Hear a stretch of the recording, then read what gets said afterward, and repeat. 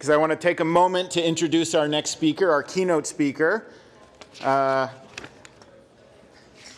have some notes that I have to read about all the prestige, and then I'm going to tell you what I really think. So, okay. So, our keynote speaker today and our distinguished lecture series speaker is Dr. Kyunghyun Cho.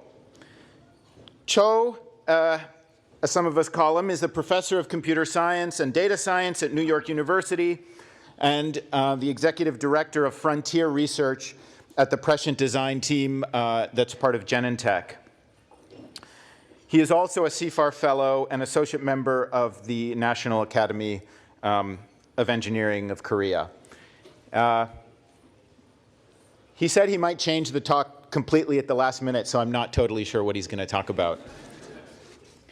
But I am very, very, very excited to have Cho visiting us here for this workshop and visiting us in Toronto. It's honestly very hard to summarize his impact on our field. He's really, really, truly a polymath. He's very well known for his early work on attention mechanisms, which are at the core of the technology of the transformer models that are driving the current AI revolution.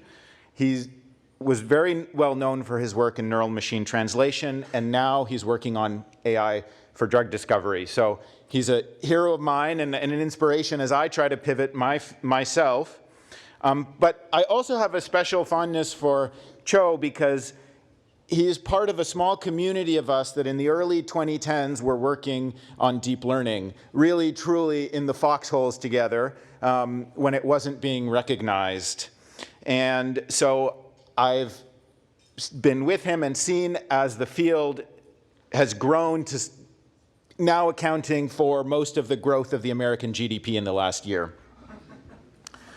And it's not an exaggeration to say that Cho was a central figure in machine learning for the last decade at least. So join me in welcoming Cho to talk about, I don't know, reality checks or whatever we're going to hear about. Thank you.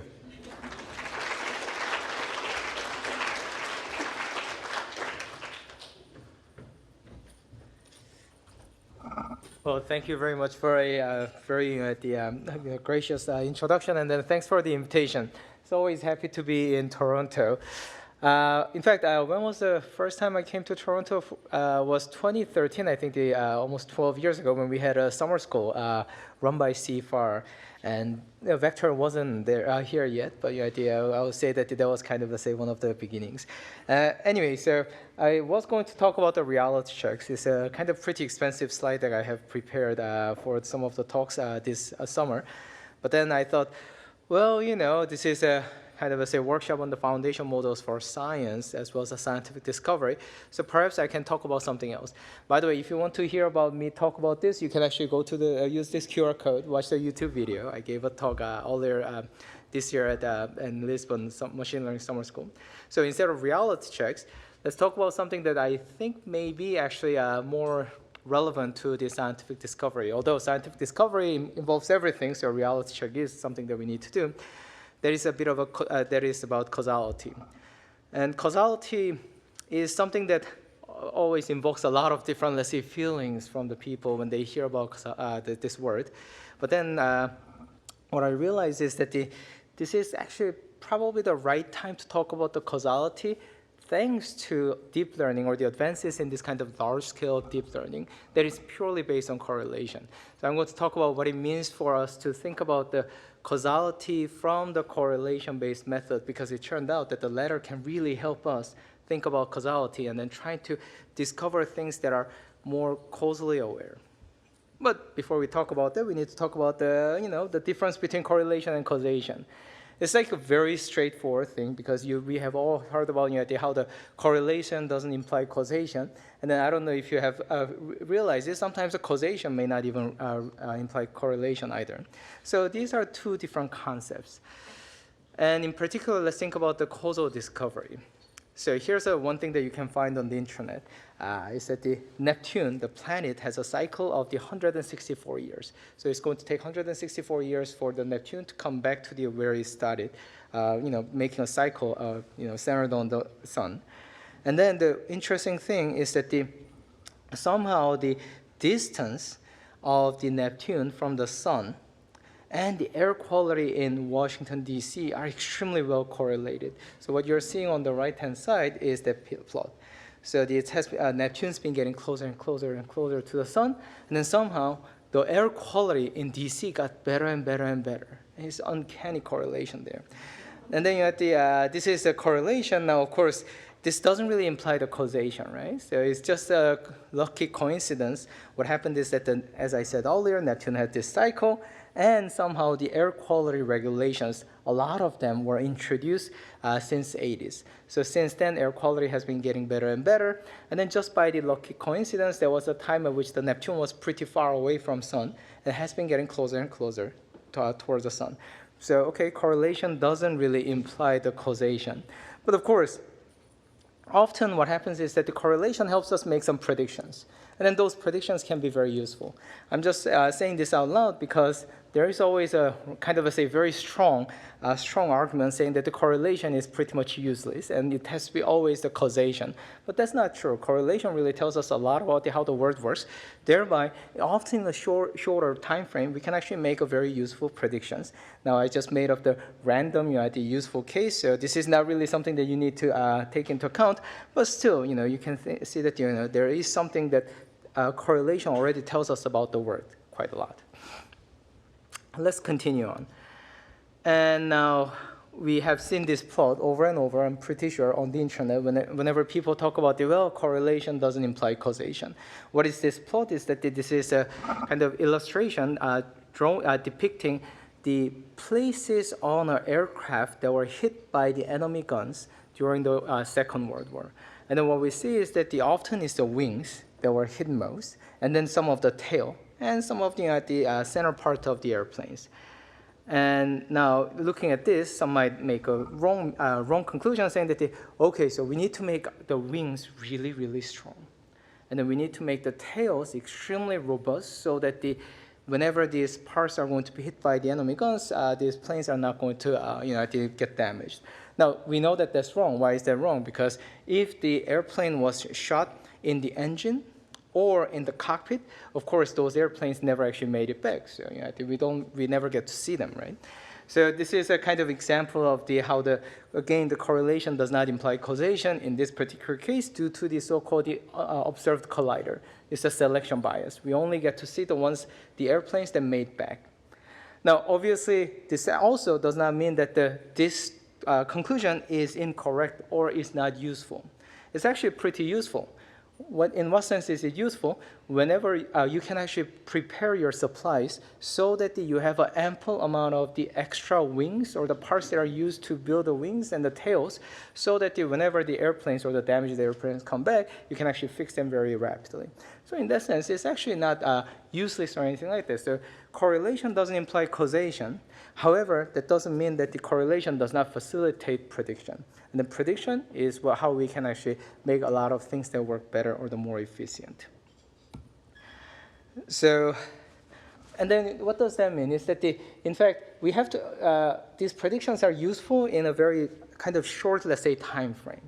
And what does that mean is that once we start actually fixing these airplanes really quickly, like the wings and the tails, and then send the airplane back, now the enemies are going to also adapt.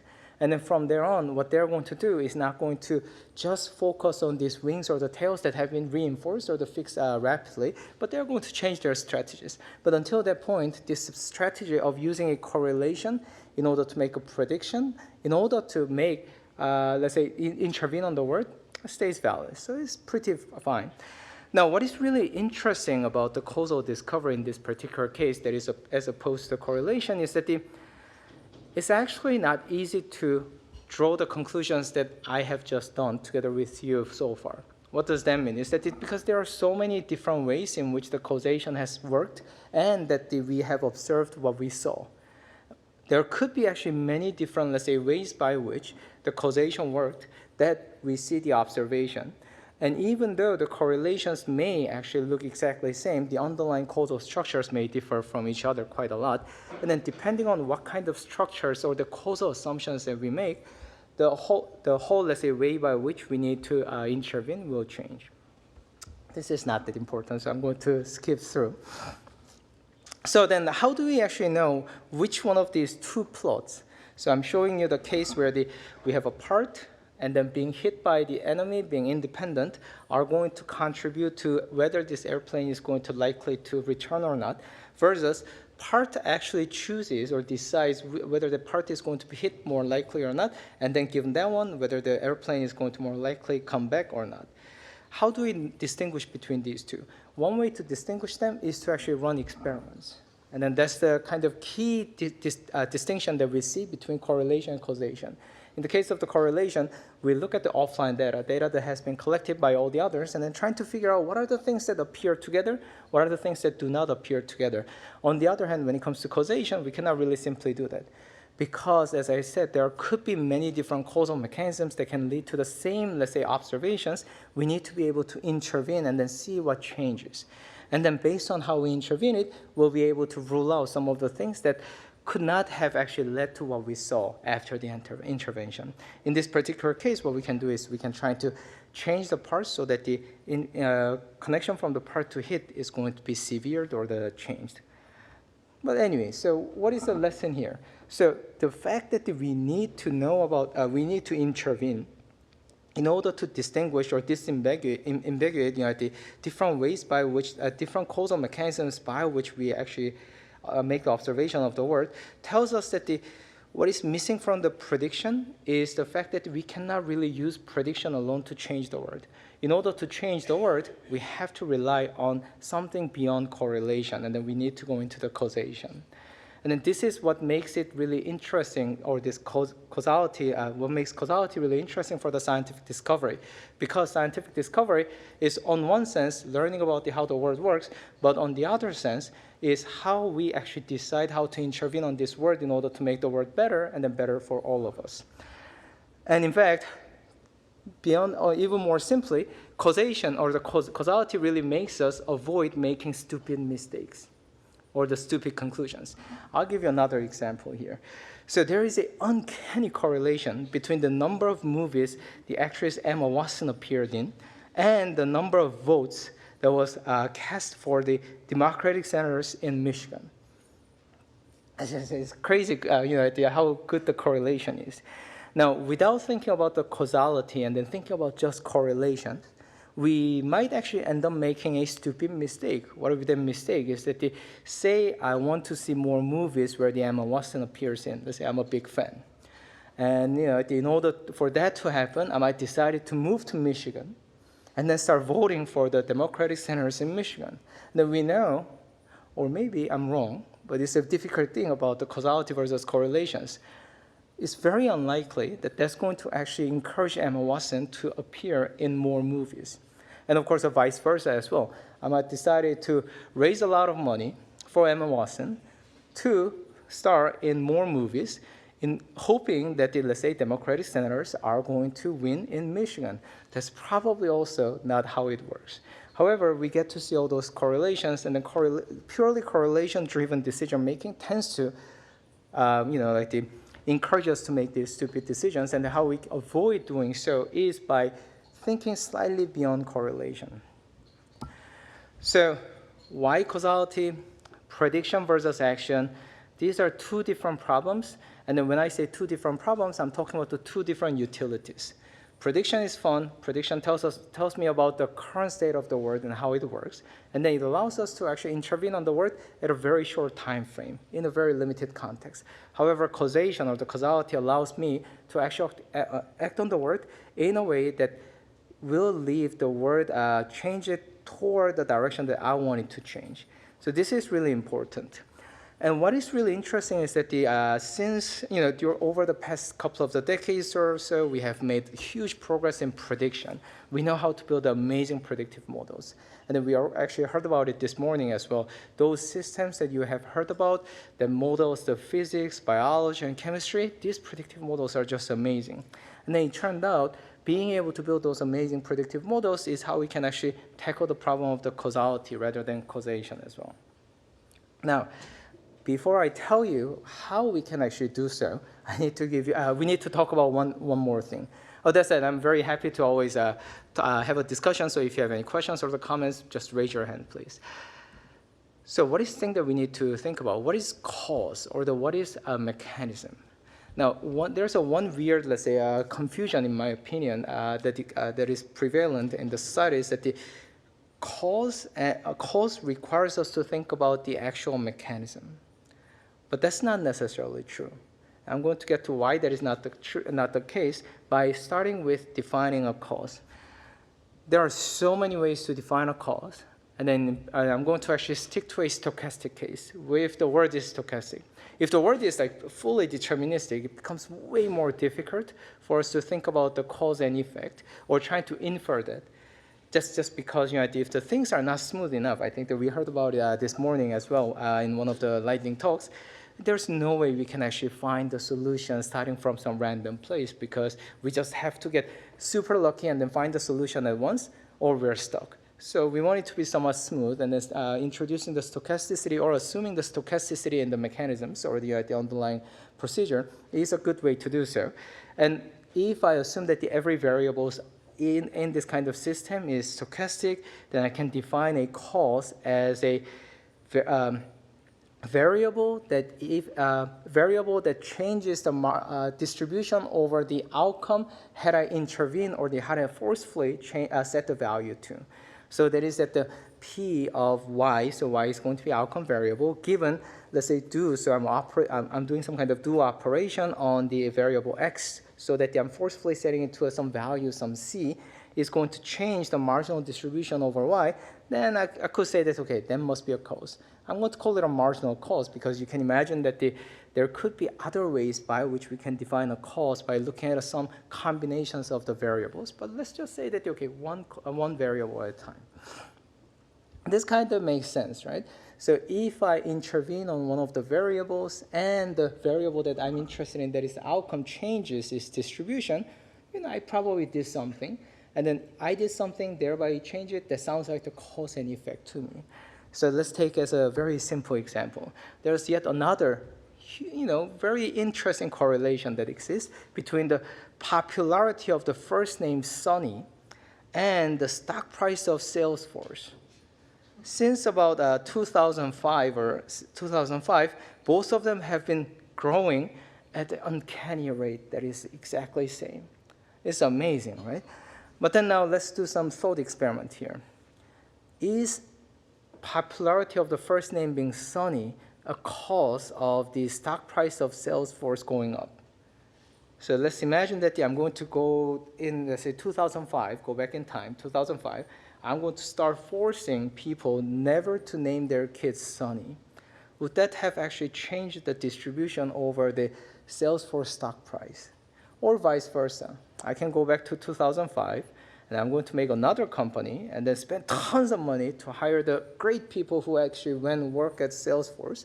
Thereby, Salesforce doesn't work. But wait, hold on, but their quality of the software doesn't have anything to do with their stock price, as we know. But so somehow I made a better, let's say, Salesforce. And then it turned out that the Salesforce stock price did not grow as rapidly as it has so far. But would that actually change people's mind about naming their kids Sunny? Probably not.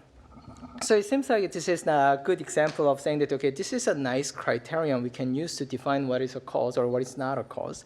Now let's think about then what would be a cause under this kind of definition. What you're seeing on the right-hand side is one of the greatest achievements or the greatest outcome coming out of the causal inference or in the causal discovery in the healthcare. That is that trying to figure out the causal relationship between cigarette smoking and the death rate by the respiratory cancer, including the lung cancer. And then what you're seeing here is that on the blue curve is the number of the cigarette packs that have been sold in US at each year. It's been going up and up and up. And then almost uncannily, there is about a gap of anywhere between 10 to 50 years on average, but about 20 years gap. And then the death rate by the respiratory cancer went up. And they move almost identically. And then all those points that you're seeing on the blue curve corresponds to the historical, let's say, milestones there. And then at the very peak is when we all realize that, okay, this is probably a bad thing. There must be some kind of causal relationship between the smoking and lung cancer, or the death by lung cancer. Thereby, we need to intervene on a public policy manner. That is, trying to put all those advertisements saying that smoking causes lung cancer, and then put all those disgusting pictures on the cigarette packs. And then after that, really, truly so, 20 to 30 years of delay, the whole death rate by the respiratory cancer started to go down. Now, in this case, we actually did the experiments ourselves at the society level. We actually intervened on how people perceive the cigarette smoking, and then that actually did change the death or how people die. A lot of people who are dying due to the respiratory cancer started to actually not die as early as they used to. And this is one of the ways, and then this kind of tells us that the intervention and the intervention having effect on the outcome seems to be a good way to define a cause. But then here's a question. I can tell you one thing, and then we do have a lot of the biologists I have noticed here, is that the smoking absolutely does not directly cause lung cancer or any kind of cancer. Right? If I imagine what cancer is, not even imagining, we know what cancer is. Cancer often refers to the cells don't really die readily and then start actually behaving erratically. And then that's often done due to the mutations in the gene. Okay, sounds good. But I can tell you that there must be like the millions of the steps between smoking and having the actual lung cancer that's going to be fatal. So it's an extremely high level of the abstraction, saying that, okay, there are two variables. One is smoking, and then the other is lung cancer. And then, of course, as not a biologist myself, nor the medical professional, you don't have to trust me on this one, but you can actually go to, let's say, CDC, and then because the relationship between smoking and lung cancer has been something of the fascination to a lot of people. There is a book that you can actually look into, and then trying to figure out where it describes what are known about the mechanism that actually fills up between smoking or the first time smoking and then the actual cancer. And then this is the very first block diagram you see in this book. And then already in this block diagram, you see that there are at least 4 to 5, if not there's a feedback loop between smoking and the cancer. And then each and every box you see on this right-hand side corresponds to having yet another, let's say, hundreds, if not thousands of the boxes within it, and then we actually don't know how those boxes actually work that much.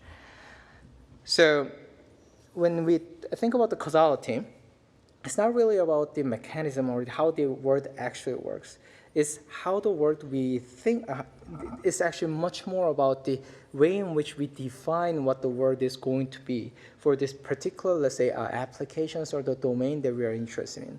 So we're actually creating our own universe, and then we're going to abstract out as much, let's say, details as possible from the real world. And then within this universe, we have the number of the variables that we think are really important. And then within this universe, we're going to run the causal inference. Because without that, real world, the truly real world causal inference doesn't really work well. Now, at this point, often people ask me, or they raise a question about, is it then really useful, or is it actually meaningful to think about this kind of abstract level causal inference or the causal discovery when those abstract level may not actually ever correspond to the real mechanism by which things work? And then the drug discovery is one of the amazing examples where really these two different, this abstraction is in fact necessary, not even an option or something that is undesirable.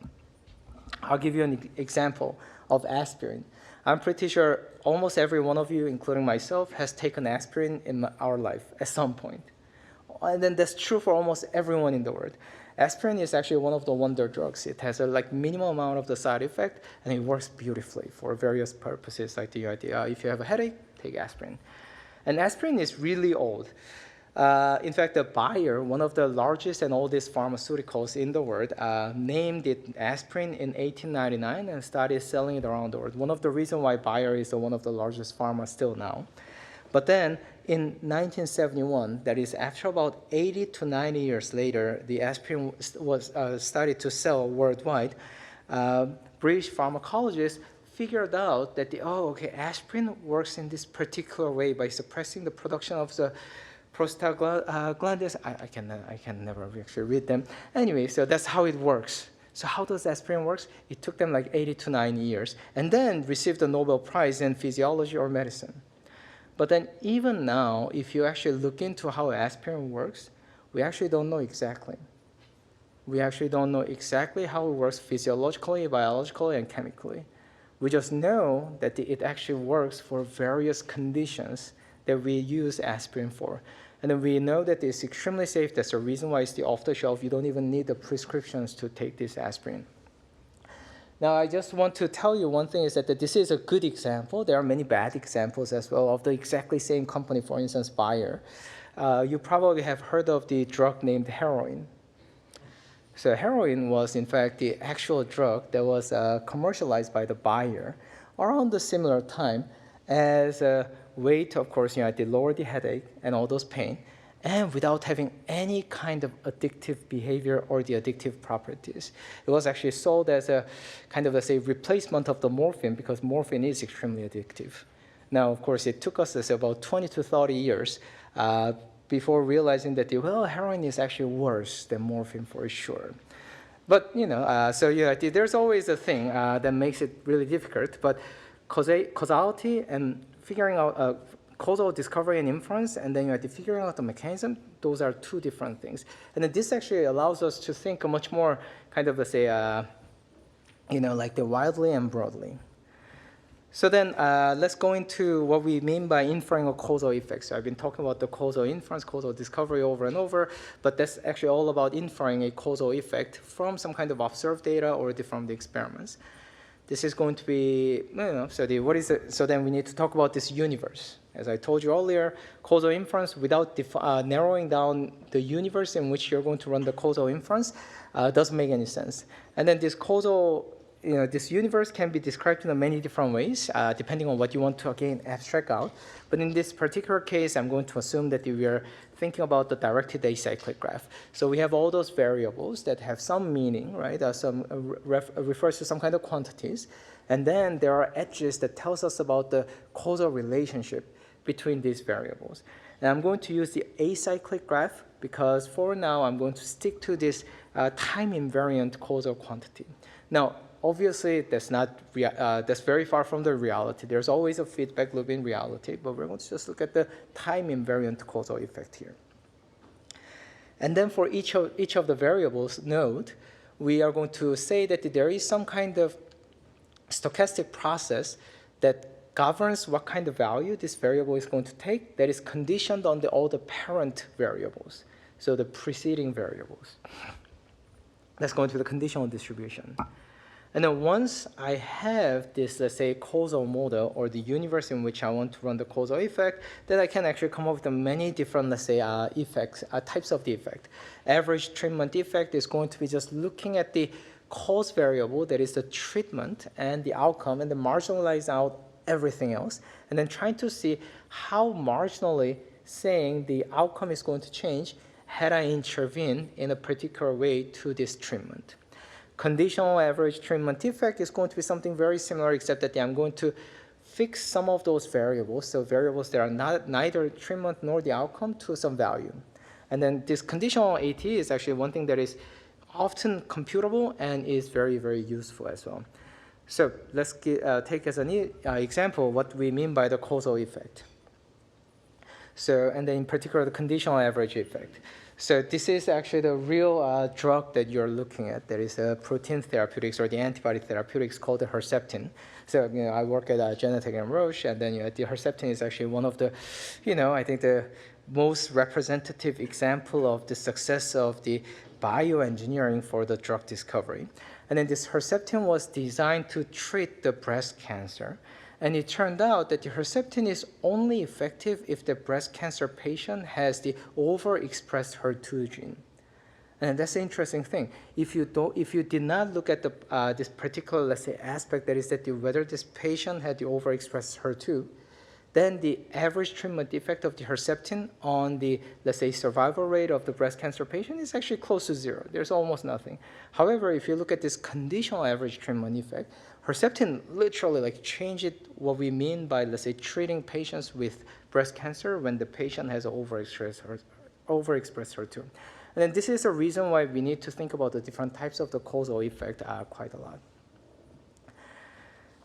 And if we actually have a real, let's say, universe, and then all those descriptions, estimating these, causal effects is very easy. We're going to just sample a lot from this universe, and then we're going to intervene as much as we want, and then trying to see whether some of the interventions conditioned on some of the covariates are going to result in a different, let's say, outcome.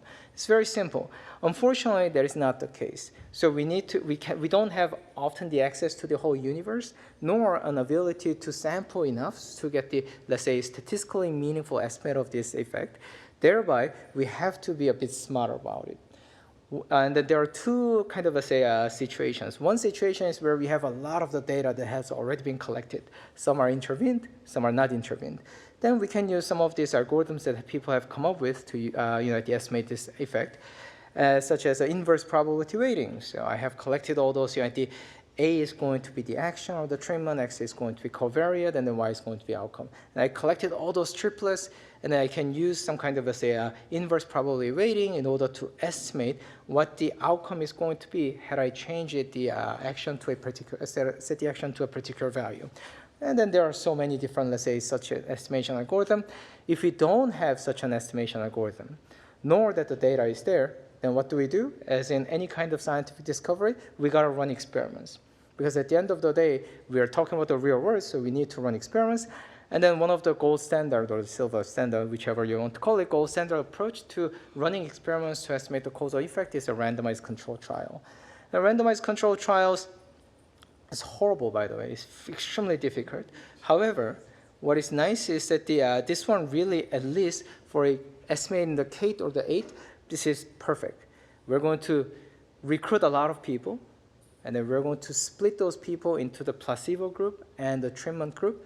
And then we're going to observe them over some time, and then trying to see if these two groups actually started to diverge from each other according to some of the criteria we come up with. And we run it over and over.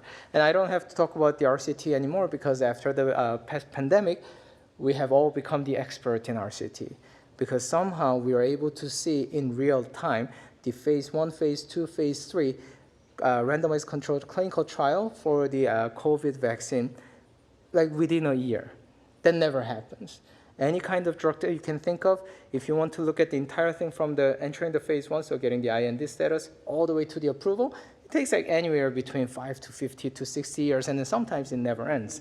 So we now know about how RCT actually works. And as you can imagine, it's very, very difficult. It's often difficult to run experiments to collect enough data. And then second is that even if we have data, it's very difficult to come up with a clever algorithmic technique to estimate all those effects. So it's really a difficult problem in general. So we know that the causation is really important, causality is really important, but it's very, very difficult relative to capturing those correlations. And the funny thing, capturing correlation was really difficult. It's still really difficult, and then we had to spend about 70 years, these deep learning researchers, to figure out how to build a transformer to capture all those correlations that exist in a large amount of data. And then causality, we're still not there yet. And I'm going to, but let's say let's think about something more optimistic, and then it has a good future potential. And then let's think about the two particular problems in causality. There are many other problems as well, but these two problems seems to be the kind of mainstream problems that we want to somehow tackle as soon as possible in order to actually use them for the real-world applications as well as the scientific and various discovery problems. One is causal discovery, and then two is the causal inference. Causal discovery, we want to find causes of an outcome. What are the cause variables when we don't know the actual universe or the description of this universe? Second is given that we know how the universe roughly looks like, what is the causal effect of a cause on the outcome? More or less the same problem, but this distinction often helps us actually think about how to approach these problems. And it turned out that both of these problems can be cast as finding algorithm. So cause discovery is to find an algorithm, let's say f, or the function f, that takes as the input a set of observation or a set of samples from this unknown causal model. Some samples are going to be observational, some samples are going to be interventional. and then a target outcome variable, so which outcome variable we want to know the cause to, and then this function should just list up all potential cause variables. Now I put it as just a determinist function, but you can imagine that the right-hand side is in fact the measure over these potential, let's say, variables.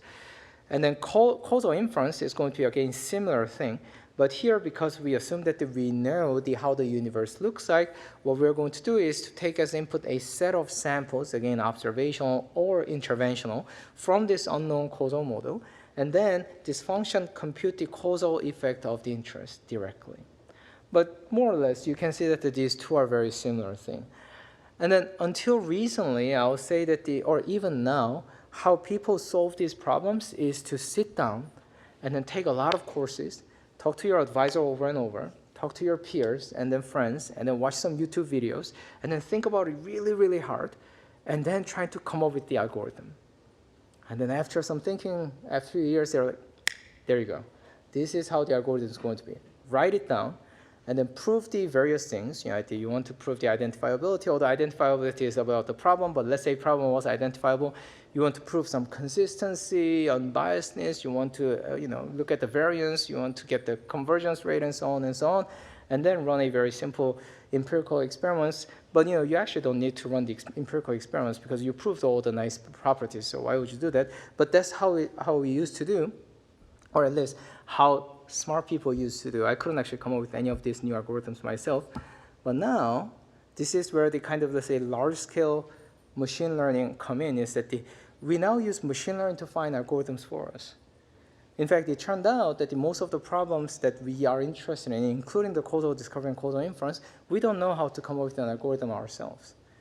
And that's been true for a lot of different problems. In particular, this morning, we already heard about many of those problems where the scientists or the experts just don't know how it works, but somehow machine learning algorithms can find the algorithms there. And that's what we're going to do today, is that let's use machine learning to find the algorithms that are going to solve these two problems, that is cause discovery and the causal inference. And then in fact, finding an algorithm turned out to be trivial because we do it every day now, right? So you go to, let's say, you open the chatgpt.com, gemini.google.com, whatever the language model of your choice. In fact, you are using them by prompting them or providing them with a lot of the examples in the context and asking questions and trying to get you what the answer is. So, and then that's what all these LLMs do, is that you describe the problem. These LLMs are going to come up with the algorithms internally to solve this problem that you have described, and then you can ask it to use that algorithm to solve the new instance of the problem for you. And then that's the amazing thing, is that this kind of so-called in-context learning or the meta-learning is changing how we approach these difficult problems. We don't sit down and then trying to think of the solution, but we now have to sit down and then try to think of the problem itself. What is this problem? What is the right way for us to describe this problem? And until about 3 years ago, this approach sounded awesome, great idea. In fact, Yoshua Bengio and Sami Bengio, the brothers, wrote a paper in early 90s about how to do meta-learning, or they make a learning algorithm to find the learning algorithm for training a neural network and so on. But those weren't that interesting back then, to be frank, because every problem was too small scale. Like MAMO, the model agnostic meta-learning algorithm, which is a fascinating concept and whatnot. Unfortunately, the experiments were all done with the one step of the gradient descent. Okay, one step of gradient descent, what are we going to learn? And Prototype Network, which came out of the University of Toronto earlier, they were doing we're going to do the nearest neighbor classification, but the representation is going to be learned for the future learning. And then we're going to use 5 examples per class. Still too small. But the nice thing now is that because we have scaled up everything so much to the point that we can train these models to take as input not 1, not 5, not 10 examples to describe the problem, but several thousand, if not tens of thousand examples. And then we can ask it to distill the algorithm coming out of thousands, if not tens of thousands of examples, and then trying to solve a new instance. Essentially, the scaling up has made this letting machine learning algorithm find the new algorithm to solve a very challenging problem, something very, very real. So then the idea is that let's use this kind of, let's say, machine learning or the more broadly AI to semi-automatically find causal discovery and causal inference algorithms themselves. So we don't want to make the machine learning algorithm to solve the causal discovery for us. We want the machine learning algorithm to find another algorithm that's going to solve the causal discovery as well as the causal inference algorithms. And then that is the kind of idea of this kind of learning to discover as well as the learning to estimate. And let's go into kind of, say, two particular instances, more recent work. But how do we think about it is that these are very intimately connected problems. So we start from some causal model. Let's say I'm going to use a directed acyclic graph here. And then let's say I have a bunch of the conditional probabilities. Using these two, I can sample a bunch of, let's say, instances or the realizations of all those variables accordingly. And then given this set of samples, if I want to figure out something about this causal model, that's going to be called a causal discovery. And then if I actually continue on after estimating this causal effect and then trying to get what this causal effect is, that's going to be called a causal inference. And then these are just two different problems in two different directions here. And I'll go slightly into a detail about these two studies that have been done very recently. There are many others who have been thinking about it. I'll also point out those parallel work at the end as well. Let's start with the learning to discover. So we call it targeted cause discovery because many of the existing causal discovery algorithms often fail, not because those algorithms are not good, because in my opinion, they are solving much more difficult problem than the problem that we actually should solve. They're often trying to figure out the entire causal structure of this universe, when in fact, what we actually care about is that given a particular outcome, what are the all potential causes? You really don't care whether they are direct or indirect because the importance or the relevance of those causes is not decided by how close they are to the outcome, but more about how easy it is for us to design an intervention. Just like the smoking causes lung cancer. There are millions of different steps in between these two variables, but we believe that the abstraction of using smoking as a cause and the lung cancer as the outcome is really nice because we can now do the public policy intervention at the society scale. Everyone can actually benefit from that one. So here, we're going to do what we refer to as a targeted cause discovery. Given a target variable, one of the variables, we're going to just enumerate all potential, let's say, direct and indirect cause variables. And it's very straightforward. We're going to do it using a synthetic data or the simulated data. We prepare a meta distribution over the causal models, and then we're going to sample one causal model from this meta distribution, and then we're going to sample a bunch of, let's say, realizations from this causal model. Some of them are going to be randomly intervened, and some of them are going to be just observational. And then that actually samples are going to become an input to this neural network, and then this neural net is going to output all the causes. Because it's a synthetic data, we can always figure out what those causes are, and then we just train it in a supervised learning way. It's really straightforward, but of course it took us 30 years to figure out how to build this kind of, let's say, super deep neural network to train this model, and then now we know how to do that. We know how to make this discovery algorithm as a neural network that is able to handle variable size data set, because we now have the attention, that's great, and then is invariant to the permutation of items within the attention and deep set and whatnot. And then we're going to use this particular neural network architecture that was proposed by the Lorca et al. In 2022 for the idea of for the problem of the amortized causal discovery. And now, of course, we have to scale it up. We want this to work on tens of the thousands of the variables at a time.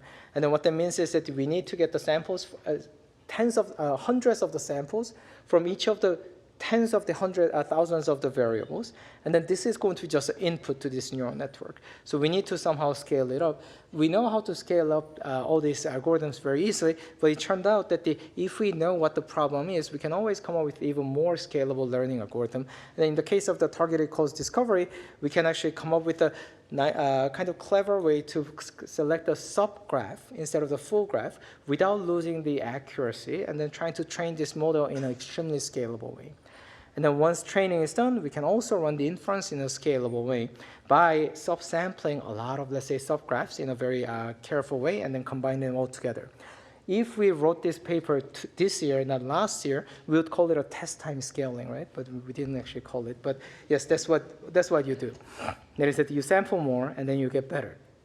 So as a experiment, we decided to use this for the gene regulatory network inference. Gene regulatory network inference is a kind of made-up problem, but that is very, very important, and it's extremely high-level problem. Is that we have many genes. So in the case of humans, we are known to have about 20,000 genes or so, although the definition of the gene is always a tricky thing to think of.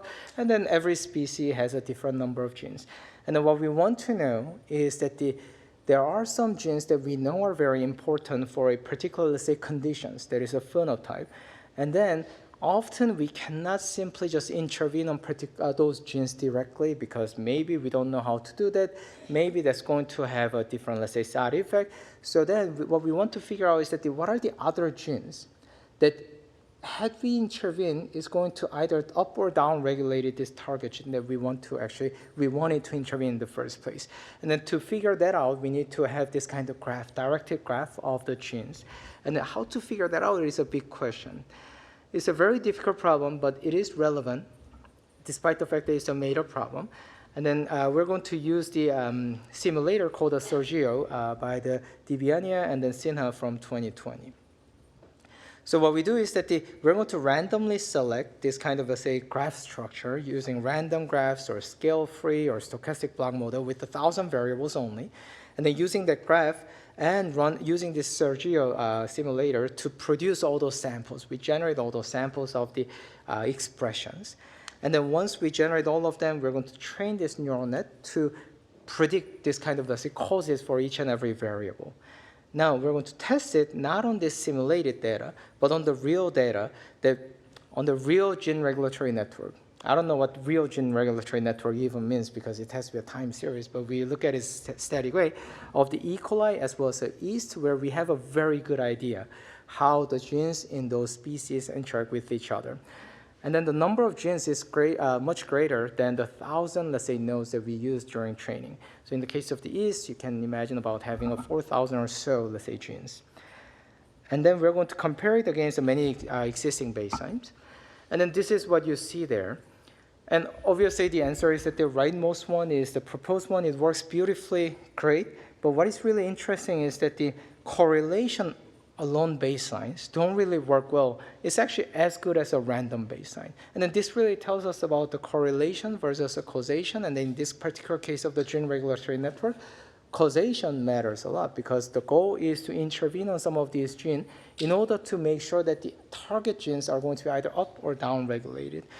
And then there are some other algorithms that actually uses various other techniques to perform the causal discovery, and then they either don't scale to this level, or they often fail due to another reason. It's because they're all solving a more difficult problem. So let's imagine, how would you solve this problem? And initially, I was like, I'm going to infer the full graph, and then given the target variable, I'm going to just sweep it back, right? So I'm going to just go to the parents nodes, and then from there, the parent nodes of the parent nodes, and then I'm going to just traverse the graph. And I can actually just enumerate them. But what is the issue there?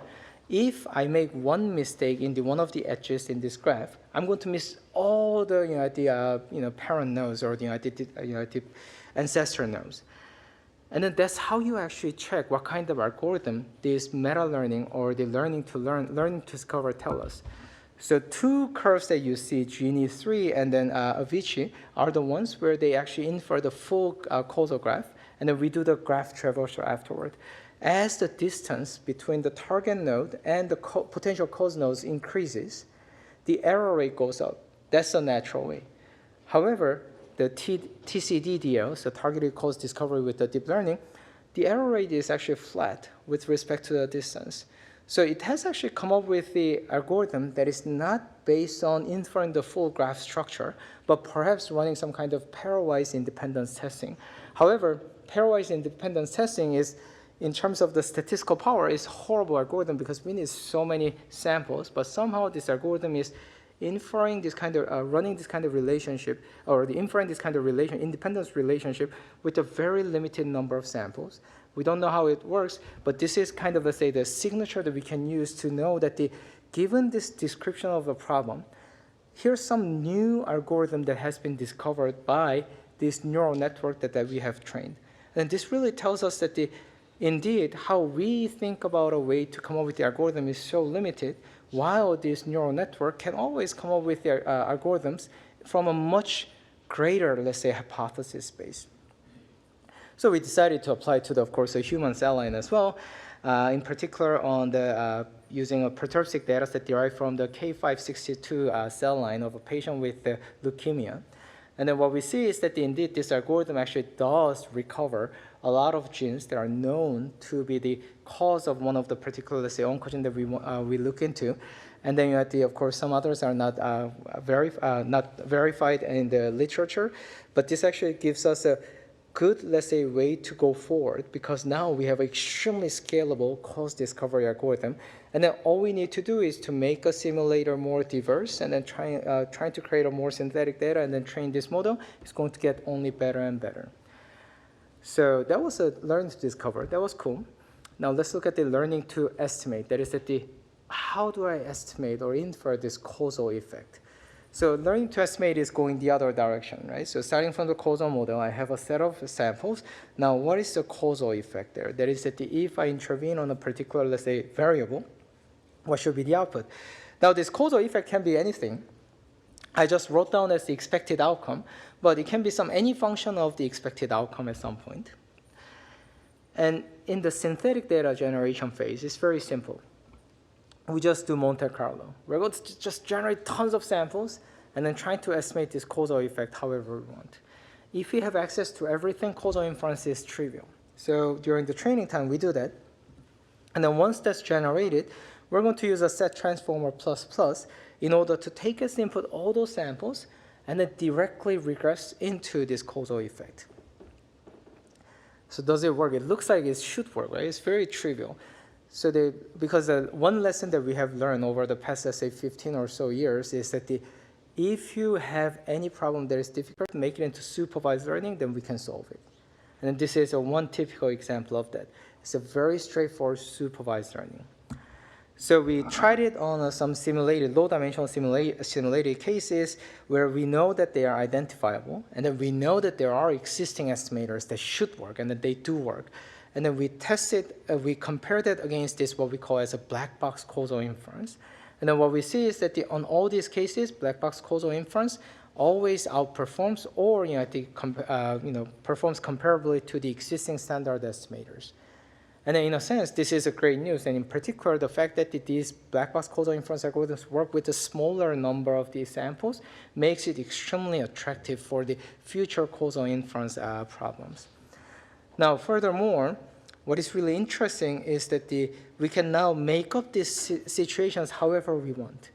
As long as we know how to make it up during the synthetic test time, we can build this training time, then we can build this algorithm for this particular case, and then we could do it with the arbitrary covariate, arbitrary, let's say, nonlinear, let's say, responses, and so on.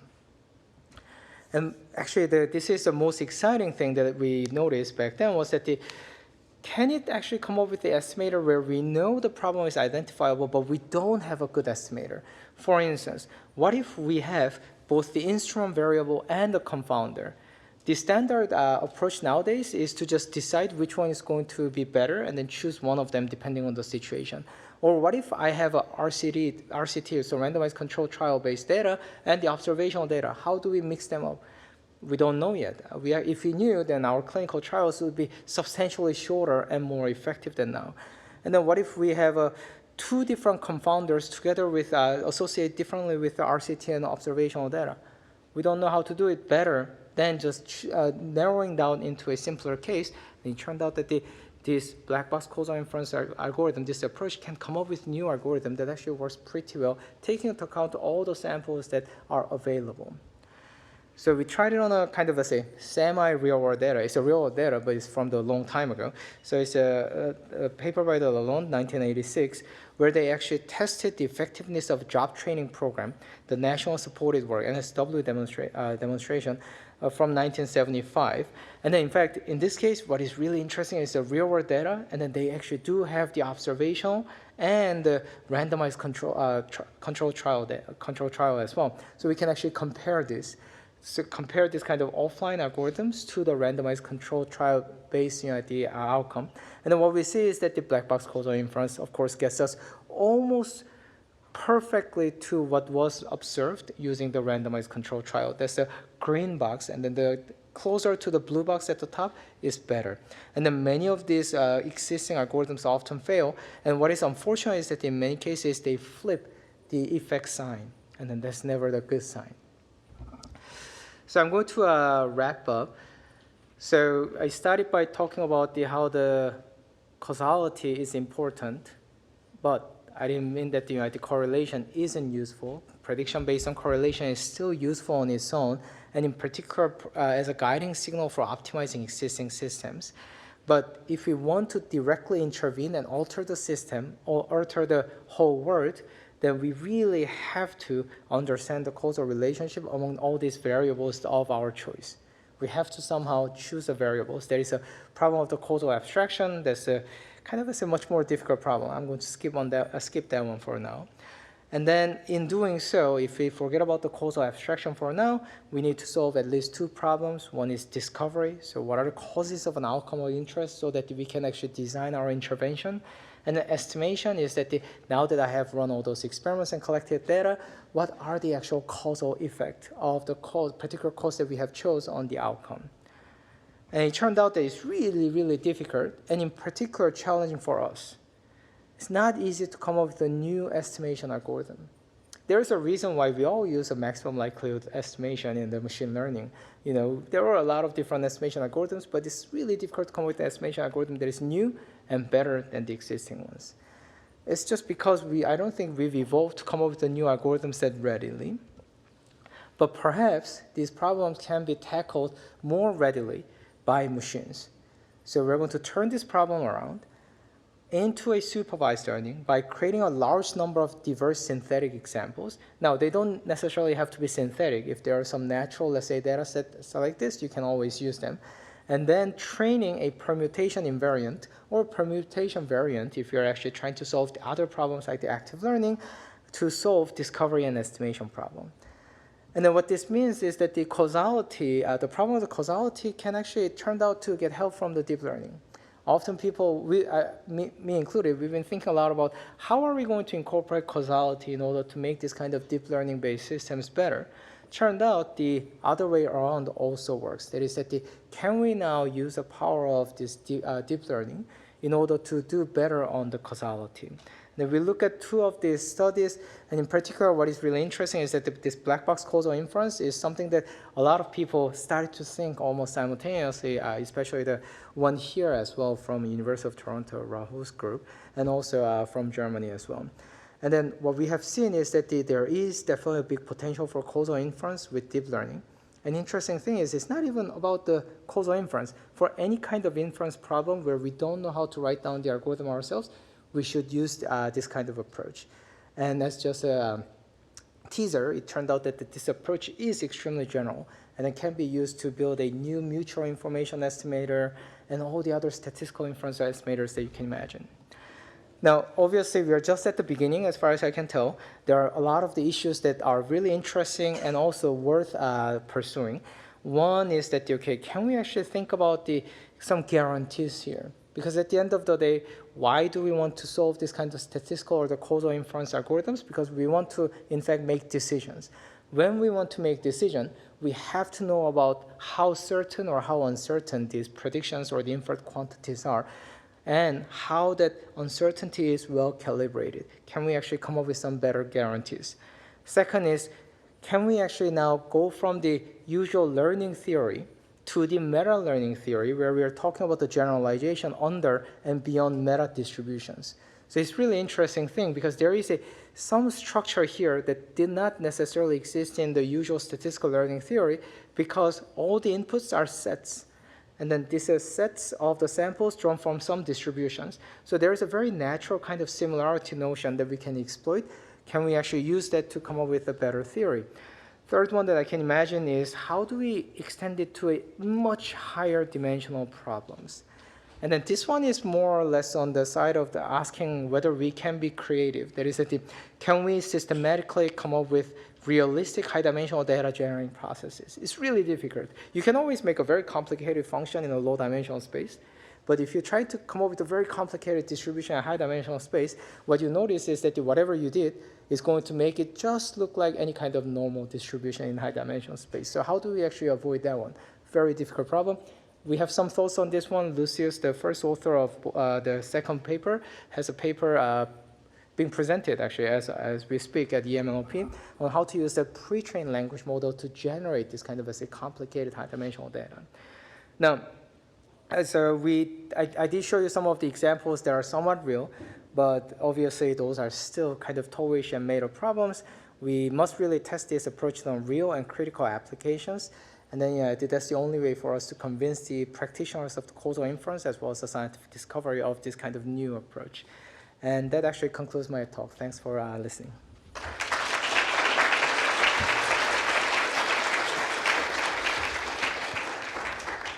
Okay, we have some time for some questions. So, at the back.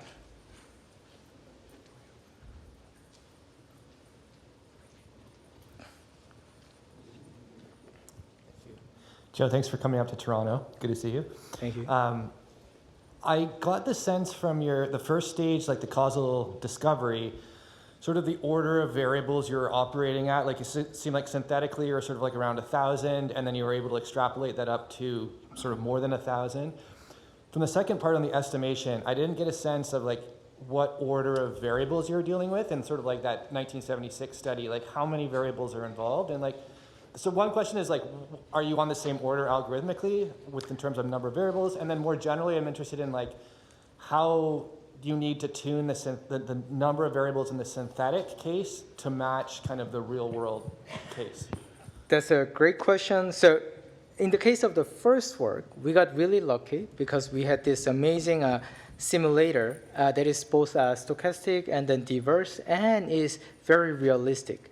So this 1,000, we could use the 2,000, whatever the number of variables we could, and then using 1,000 variables, we could go up, generalize up to like 20,000 or so. So because a human, we have a 20,000 or so genes.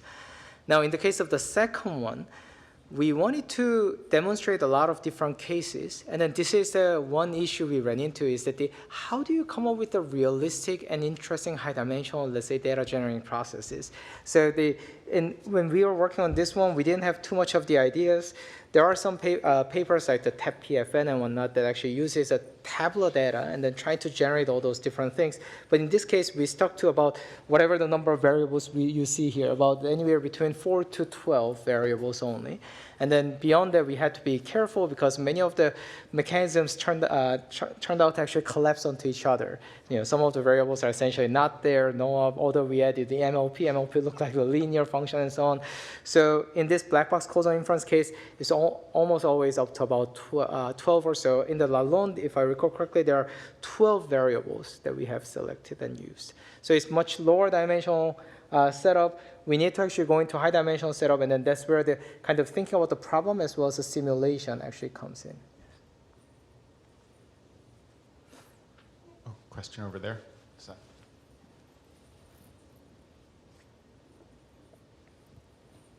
Hi, thanks for the amazing talk.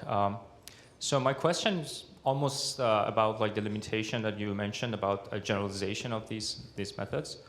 So I guess in short, the question is, where does this meta distribution that you mentioned come from? And if I want to like elaborate more, like if you think about algorithms, at least in a classical perspective, an algorithm is a bunch of code lines, let's say, right? And that doesn't change based on the data that you feed in, like during inference. Here, like so there's no out of distribution for an algorithm. But here we have out of distribution for the black box method that we have. And like whenever I talk to some practitioner about this type of methods, they always like the first thing that they say is, okay, how can I trust this method? Like how do I know that my data, at least some similar data set, was in your prior for my data? So how would you answer that question? Thanks. Yeah, that's actually, I know, this convincing these practitioners, so exhausting, right? So by the way, even many of the algorithms that we work every day, except for very simple algorithms for very simple problems, we often actually come up with the algorithms specialized for the different, let's say, like the scales. So depending on what kind of scale, what kind of, let's say, memory, let's say, a hierarchy we have, maybe, our quick sort and heap sort's the same thing. Probably not, because depending on the situation as well as a memory hierarchy, one is better than the other. So we actually do have that kind of notion of the same problem, but different situation, different algorithm needs to be selected. So in that sense, what we are saying here is that it's not about the computational complexity in terms of the time and memory, but there is a different types of the problems. So the same problem can be split into based on the distribution, and then we're coming up with a better solution that fits the particular situation there. So I don't think these algorithms that we get out of this kind of black box assay approach are any different from the existing algorithms. And also at the same time, the kind of realistic algorithm tends to be all randomization based. So, they also gives you some kind of, let's say, random outcome as well. But then generalization. So far, only thing that I can tell you is that empirically, these algorithms generalize extremely well across the different number of samples as well as a different number of the dimensions. By coming up with a clever, let's say, network architecture, you can make a model that works on problems of the different dimensionalities. And then they often generalize out of this kind of, let's say, the dimensionalities that they were trained on. Unfortunately, I don't really have an answer whether there is a kind of theoretical guarantees that we can write down. But I feel like even coming up with these kind of theoretical guarantees might actually end up being more, let's say, algorithm-based than the human-based.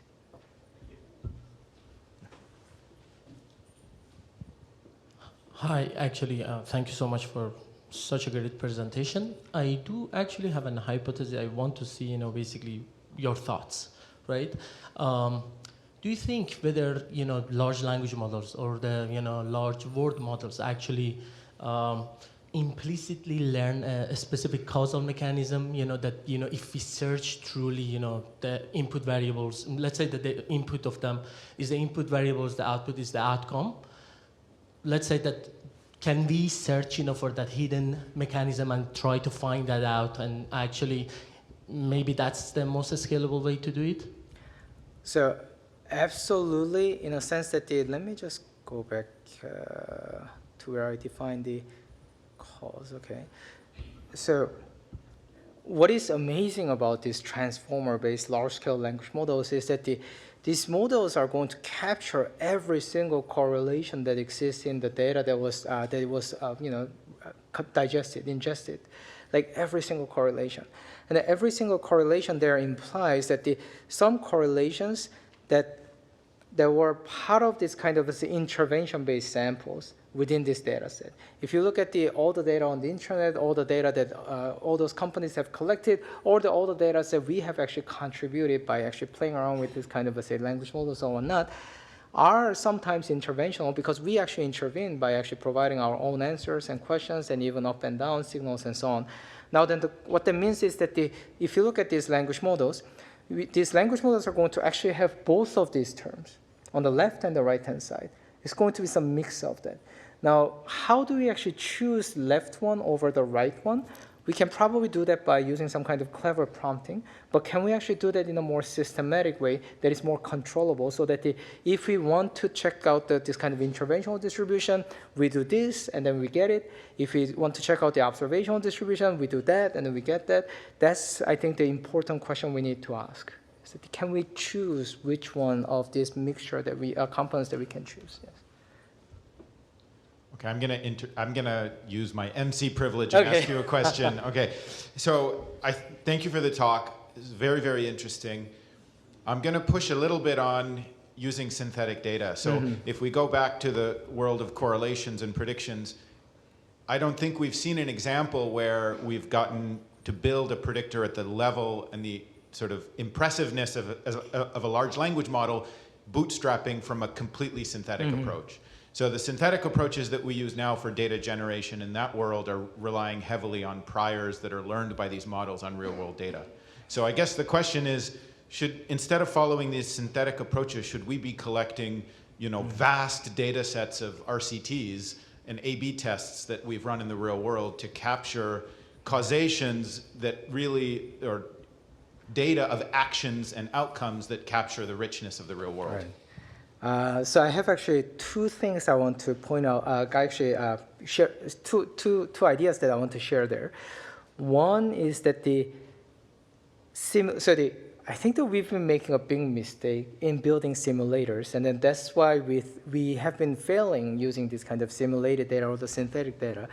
So what we've been doing in general is to make the so-called fidelity of the simulator as high as possible. So if you want to build a self-driving car, what NVIDIA spent, let's say, 10 years on was to make the most realistic looking, let's say, simulator of the driving environments. You see them, you cannot tell whether that's a real or not. But unfortunately, what happens is that in doing so we've been pushing this kind of expected feasibility or the quality toward the real world as close as possible. In doing so, because we just don't know, we shrunk the variance too much to the point that the actual coverage of the real world has gone down. So low probability is going to go down. So even though our systems are going to work amazingly on the amazing looking, let's say, simulator, it doesn't generalize to the real world. So rather, I think that what we should have done, and then what we are doing here, and then in many of the experiments, is that we need to make a low fidelity but high variance simulators. And then from there on, it's going to get better. Now, unfortunately, of course, if the mean is too far, however, at the spread out you want to make the distribution, it's not going to be a reality. So using language models or the pre-trained language models as a way to get close enough to real world, but still have a large enough of the diversity really helps. So hopefully, how we generate this will actually be inspired by the language models, and that's what the Lucius is going to present. Is presenting at EMLP now. Now, second thought I have about this whole, let's say, how are we going to use? What is the right way to collect the data? When it comes to real world problem, is that we have to acknowledge ourselves at some point, regardless of what kind of profession, is that we're not perfect. We never have the perfect information about the world, and then how we think we should make a decision is never perfect, to the point that there's always multiple options that we need to choose from. And then I can give an example is that every clinician, every doctor needs to make one decision, and then because they are trained to do no harm, they try too much to come up with the best answer that is actually not attainable because of the limited context and whatnot, but they all do the same thing. And then that actually hurts because all the data has a huge selection bias there. So instead, what I think we should do is that we need to rely on the availability of this amazing randomized random number generators. And then we need to randomize our decisions as much as we can every day, every moment. And then that's going to solve the problem of the data generation, I think. Okay, cool. So I think I've totally been neglecting the online audience. So I do want to take a question from the online audience before we close out. Are there any questions? No, there aren't any questions. Okay. Are there any questions left in the room? There's one, yeah. In the gene regulation and transferring to reality, do you see any difference between prediction on prokaryotic versus eukaryotic models? Because chromatin structure is different, gene regulation is different, etc. Yeah, so not in this work that we have looked into, but there are a few other studies we have done in the gene regulatory network inference, and it's an ongoing work. In particular, using a DNA language model as a base model, and then trying to fine-tune it to figure out this, predict this kind of, let's say, relationship, and then use that with the experimental data and everything. What we see is that it's actually a very complicated problem because, because what should go into this kind of, let's say, neural net depends on species and essentially which part of the animal kingdom we are in. And then we realize that we are making a lot of mistakes. Like essentially eukaryote versus prokaryote, we're making a mistake by saying that one of them worked really well. Let's use the exactly same network on the other one, and then often they fail completely. So yes, there are differences. It seems like it's actually much more a matter of what are the inputs to this kind of neural net that we should provide that differs across between the eukaryotes and prokaryotes, as well as even among the species as well, we have noticed. So whether can we actually solve it by just learning about the biology more, or can we actually give everything to the model and then let the model figure it out? I think the kind of questions to be answered soon.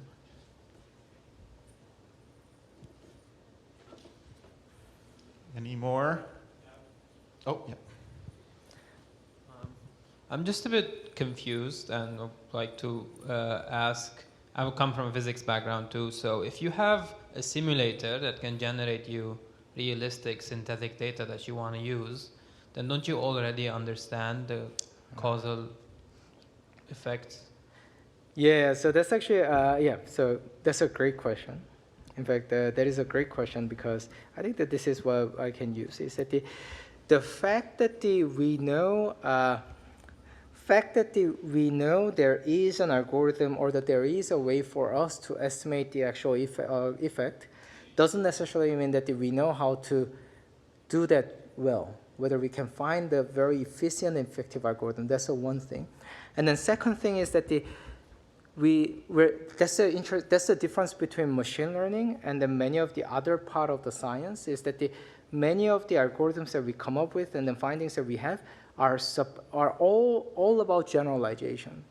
So the simulators that we use here are actually slightly off from the reality. As an example, this Sergio simulator and then what we have used, they all use a different number of variables from the reality and whatnot. So they don't really overlap.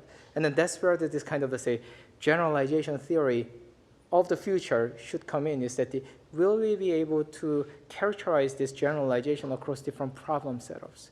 So that's the difference. Now, and also, finally, just because you said that your background is in physics, it's the same. There's never going to be the exact simulator because we have to decide on the level of the abstraction. In the case of the physics, if you want to have a perfect simulator, we'll have to all resolve the wave function anyway, but that's not really what we want to do. We decide on the level of the abstraction, and every time we do that, we need to abstract out some of the details. Thereby, we always end up with something that is slightly off from the reality anyway. Okay, this is the last question. Okay, maybe I'll pose it as a question to you then. Sort of just in terms of the data set, so you focused on gene regulatory networks. I'm an experimental biologist, so I'll take you to task on it. Those kind of data sets are the easiest to acquire. We can do them at very high throughput, relatively low cost, and so there's lots of data like that. But as you know, there's a lot of missing data, and so my question to you is, in an ideal world, from say a machine learning perspective, what kind of data would you like the experimentalist to generate? What would be the perfect scenario? Yeah, that's a great point. That's true. This kind of we can do it, right? Okay, high throughput. So I almost want to. So yes, I could always say that I want this kind of data and that kind of data, and then once I get the data, I'm going to train this model to solve the problem. But I think that's slightly less interesting. Just like my presentation probably was kind of pointing to, what we want is that how can we actually use this kind of learning algorithms to point us to the direction of the experimental, let's say, data collection and validation. So if I think about it, all those things that I told you about can be just repurposed with whatever I want to predict, and then the prediction can be the things that needs to be collected or the experimented in order to maximize the information gain in the future, kind of thing. So it's almost like I want experimental people like yourself to tell me what are the things that are available, but you cannot actually decide yourselves what to do with. then this algorithm should ideally be able to tell you that, well, next experiments that you need to run are these things, because that's how you're going to maximize the future success. So I'm going to turn it around for you, yes. Okay, thank you so much, Cho, and thanks for the great questions. Thank you.